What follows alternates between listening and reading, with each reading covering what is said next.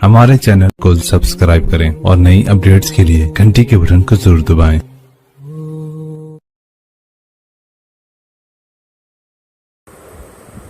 बिस्मिल्लाहिर्रहमानिर्रहीम। अस्सलामु अलैकुम वरहमतुल्लाहि वबरकातुहू। नाज़रीन इकराम, आप देख रहे हैं ज़मज़म ग्राफी गुजरात फाइल्स पस पर्दा हक़ाइक़ का इंकिशाफ। इस किताब का सिलसिला जारी है। 9 बाब मुकम्मल हो चुके हैं और 10वां बाब जारी है। आइए शुरू करते हैं। उन्वान है गीता जौहरी, जिसका तज़किरा पिछले किसी बाब में आ चुका है। गीता जौहरी। उस रोज़ सुबह सवेरे मैंने पानी को जगाया। पानी वही लड़की जो बैरून मुल्क की शहरी थी, क्योंकि मुझे उसकी ज़रूरत थी। पानी बमुश्किल 18 बरस की थी और ग्रीन लैंड में कन्फेक्शनरी शेफ़ की हैसियत से काम करती थी। वो बहुत ही दिलकश कपड़े पहनती थी। फाउंडेशन में वही जाने महफिल होती थी। जब भी हम शीला की जवानी वाला गाना गाते तो उसका चेहरा खुशी से खिल उठता और गैर शुऊरी तौर पर रक़्स करने लगती। एक बार जब हम अहमदाबाद के लिए रवाना हो रहे थे तो मुंबई एयरपोर्ट पर भी वो बेइख्तियार होकर रक़्स करने लगी थी, यानी डांस करने लगी थी। मेरे दिमाग में एक मंसूबा था, लेकिन मुझे इस बात का यकीन नहीं था कि पानी मदद कर पाएगी या नहीं। इसे महज जाज मौसीकी के ताज़ा नगमों का शौक़ था, जिसे वो रोज़ सुनती थी।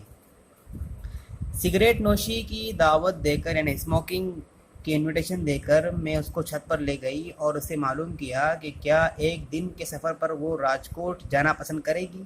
मेरी एक मीटिंग थी जो 1 घंटे से चलने वाली थी, जिसके लिए मुझे पानी की मदद की ज़रूरत थी। मैंने उससे कहा कि क्या हम बस में जाएंगे। उसने पुरुम्मीद होकर मुझसे सवाल किया। मैंने कहा हाँ, 6 घंटे का सफ़र होगा और हम एक होटल में क़याम करेंगे। मुझे पानी की ज़रूरत एक दूसरे मकसद में ताउन के लिए भी थी, उसके पासपोर्ट की। अहमदाबाद में तो किसी तरह मैंने रिहाइश का इंतज़ाम कर लिया था, लेकिन राजकोट के किसी होटल के लिए मुझे ज़रूरी तस्दीक यानी वेरिफिकेशन की ज़रूरत होगी और पानी इस सिलसिले में नहायत ही मुआविन यानी हेल्पर साबित होगी। अगली सुबह हम लोग राजकोट जाने के लिए बस में सवार हो गए। मैं अपने कैमरे, चिप्स, लैपटॉप, मौसीकी यानी म्यूज़िक और चॉकलेट से भरे हुए पिट्ठू बैग से लेस थी। बस जब ताज़ा दम होने के लिए रुकी तो पानी सीधे लस्सी की दुकान पर पहुंच गई। बस मर्दों से भरी पड़ी थी, ज़्यादातर ताजिर थे, इसलिए पानी ने जब सिगरेट जलाया तो उसकी तरफ बहुत सी निगाहें उड़ गई। मैं तमाम रास्ते उसका हाथ ऐसे पकड़े रही गोया गैर मतलूबा तवज्जो से उसकी हिफाजत कर रही हूँ। जब तक हम लौट कर अहमदाबाद नहीं आ गए, पानी मेरी जिम्मेदारी थी। मुझे उसके साथ एक अजीब किस्म की अपनायत महसूस होती थी। वो बिल्कुल छोटी बहन की तरह थी, जो मुझे कभी नसीब नहीं हुई। जब हम होटल पहुँचे तो पानी के पासपोर्ट ने अपना काम कर दिया। मैथिली के तौर पर मैंने अपना नाम दर्ज करवाया और जब वो कमरे में दाखिल हुई तो मारे जोश की उछल पड़ी। बाथरूम में बाथटब था। शीशे वाली खिड़की से पूरे शहर का नज़ारा मिलता था। वो खुशी से झूम रही थी और मैं घबराई हुई थी। अपने वक्त के सबसे मुतनाज़ अफसर गीता जौहरी से मुझे मिलने का वक्त दिया था। मैंने उससे बात कर ली थी कि उसकी शख्सियत का खाका एक कामयाब खातून की हैसियत से करना है, और मैंने एक फ़र्ज़ी मुसव्वदा यानी ड्राफ्ट भी उसको भेज दिया था। जब हम जौहरी से मिलने के लिए गए तो उसने कमरे में कहते हुए हमारा इस्तकबाल किया कि वो बड़ी बेसब्री से हमारी आमद का इंतज़ार कर रही थी। गीता जौहरी राजकोट के कमिश्नर के ओहदे पर फाइज थी, इसलिए उसके घर का पता मालूम करना हमारे लिए मुश्किल काम नहीं था। चंद मिनटों ही में वो पानी से घुल मिल गई, जिसने बड़े चाव से अपने बस के सफ़र का जिक्र किया। फिर जौहरी ने ताज्जुब का इजहार करते हुए कहा कि अमेरिका में 8